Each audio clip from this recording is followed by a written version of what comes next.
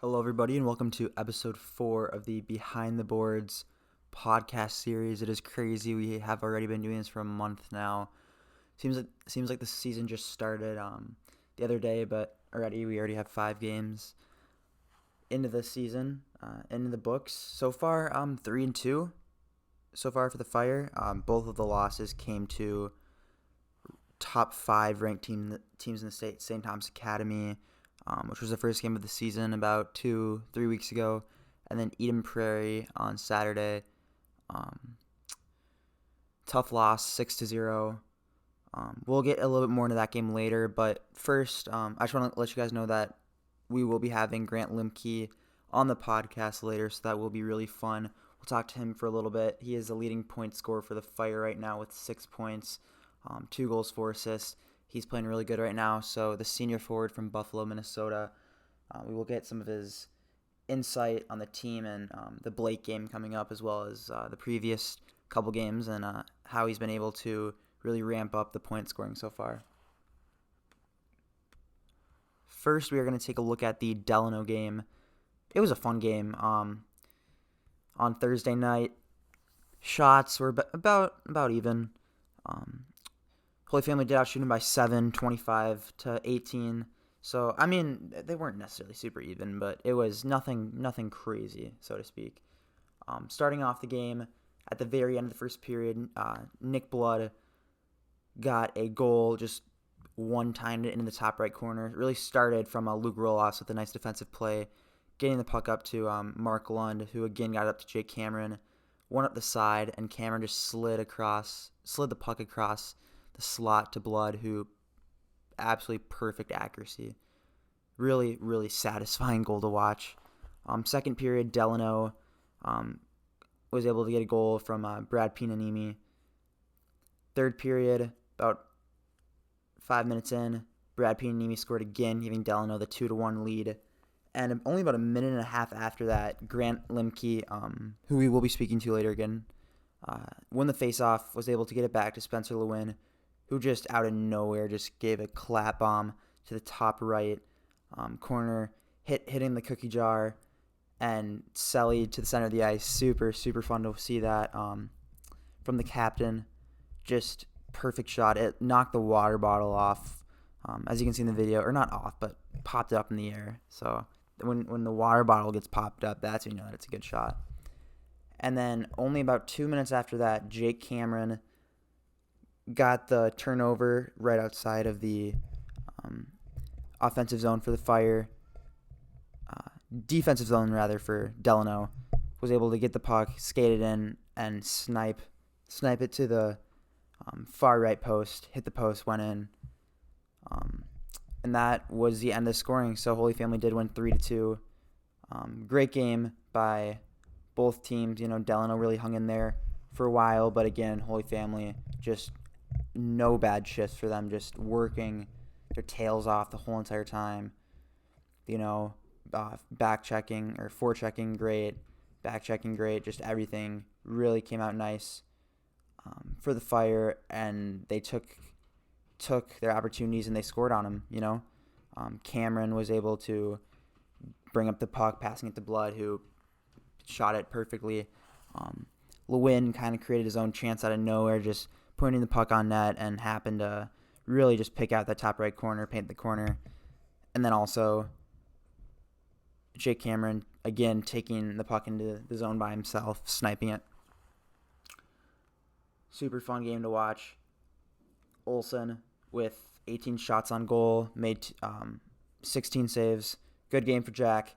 You know, he made one save where just diving across the crease with about a minute or two left. So that was incredible to see. That was huge for him. Really kept us in the game.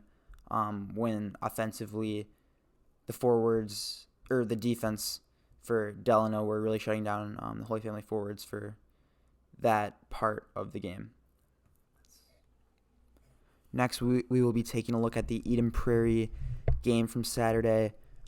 Obviously not the outcome that Holy Family was looking for, losing 6-0 to the Eagles. Really a similar situation with St. Thomas Academy. Both teams top 5 in the state, and the Fire played a close game through the first period of both those games, as well as a well-played, evenly matched third period in both those games. With the second period, I believe each team scored 4 goals against the Fire in both games, second period. And it's just they got on a roll, and the Fire weren't able to stop them. And it can be hard when you're going against two to four D1 commits, but to see Holy Family being able to shut those guys down for 2 periods is huge. A lot of teams can't shut them down for 1 period, and to see defenders Luke Roloffs, Spencer Lewin, Bishop Schugel, Charlie Lindbergh, who by the way is going back up to forward. So that will be fun to see him at forward again, as he was back at D for part of last season and so far all of this season. He's a quick guy at forward, so that will be definitely fun to see if he can get some points on the board for the Fire. But, Olsen just played, he played good. It's the Eagles were in, right place at the right time situations. Not a whole lot that you can do when you have, 3 guys coming at you and, you get tips all over. But, Jack showed up big, and that's huge for him confidence-wise. Fun to see him, he had a save against Jackson Blake where he literally dived across the net, reaching out with his stick and saving it on his stomach. So that's incredible to see for him. Looking forward now to the Blake game on Saturday. Blake 3-1 so far, wins against St. Michael Albertville, Providence Academy and Wyzetta, which was a big win for them, 5-1 against the Trojans, but losing 2-5 to Benilde. Benilde's a good team, another top 5 team that the Fire will play later on this season. But Blake's a sleeper pick. Obviously, Section 6AA is a packed section with Benilde, Edina, Cretin-Durham Hall. So that's just going to be, Blake's. They're looking to go back to state last year as they did or looking to go back to state this year as they did last year. Sorry, as they went to the semifinals last year. I believe that they lost in the 3rd place game, so they did get 4th place. But, a lot of new guys on their team, as, guys like Joe Miller, Gavin Best left. So far, Max Breon, their big guy so far, number 10, 2 goals, 4 assists for the senior. Didn't do a whole lot last year, but so far this year really putting on a show. Ryan Ressman, Connor Mahoney, and Jack. I believe it's Jack. You pronounce him Jack. Jack Richardson. All 3 of those guys have 4 points. So, for the Fire, you know that Blake, they're, a deep team with a lot of tradition, a lot of history. They're going to be coming at you hot, especially over the win against STMA. And they do play Eden Prairie on Thursday. Blake does. So, will, fatigue be kind of a factor? They'll have two days of rest, 1 day rest in between, 2 nights of sleep, rather. But, that'll for sure come into play as the Fire will get a full week off. And, some of those Blake guys might be a little bit tired from playing against Eden Prairie. Now we're here with Grant Limke. Hey guys, honored to be on the pod here with Dylan. Yeah, it's fun to have you guys on. So first off, the Delano game, you guys were down 2-1, about halfway through the 3rd period. What was going through your mind when you were about to take that face off and get it back to Spencer for the goal? So obviously we didn't want to be down there, but I thought as long as we're getting shots on goal, we'll pop a couple in here, and that's exactly what happened. So on that face-off, I knew Spencer was there. He loves to shoot those, so I was in the draw, and he did take that clap bomb, and it did go in. So that was a good way to bounce back there. Yeah, hit that cookie jar. Oh Um, yeah. and then um, obviously the Eden Prairie game, not the outcome that you guys were looking for. What's a couple takeaways from that game? Well, we started off really good.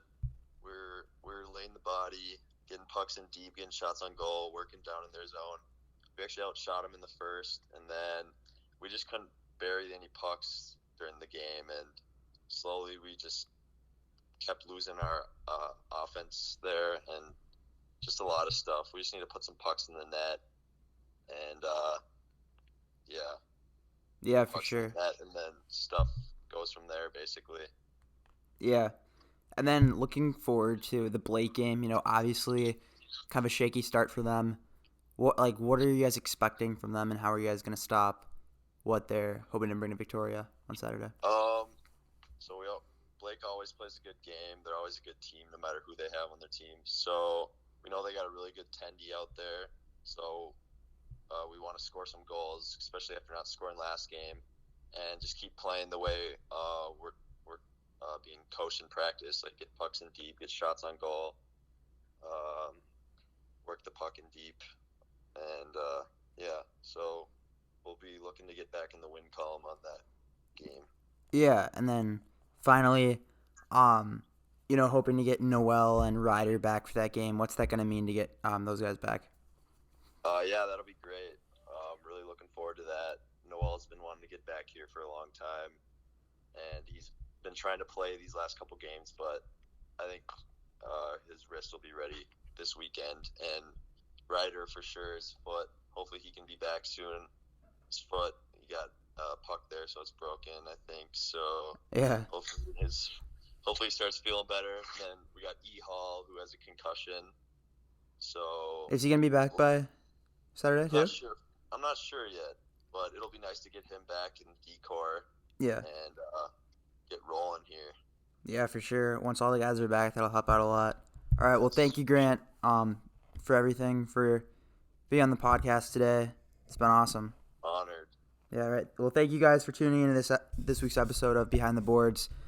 Please tune in next week's. Have a good one, everybody. God bless.